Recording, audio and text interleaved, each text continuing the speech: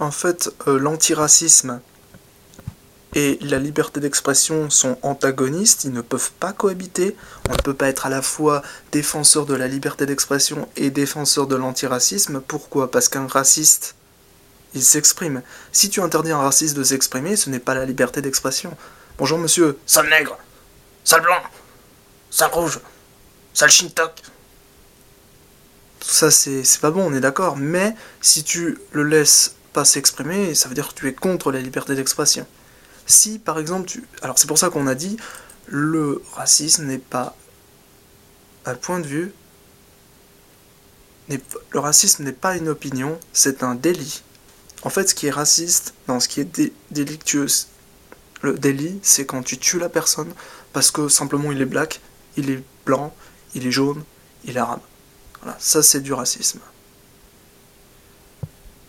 Ensuite, il faut voir le pourquoi du comment, hein, bien sûr, il y a toujours une raison au racisme. Le truc, c'est que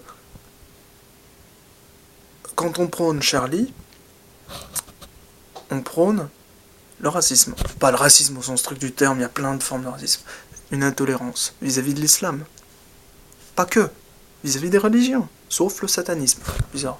Mais quand même. Donc moi je ne suis pas Charlie, pas parce que l'islam ne mérite pas de quelques coups de fouet histoire de le remettre en place, mais c'est parce que ce sont les terroristes. Les terroristes, c'est pas tous les musulmans, mais bon, il y a quand même... Disons que, si tu veux, même dans l'islam, ils sont confrontés au féminisme, ils sont confrontés à des tas de trucs.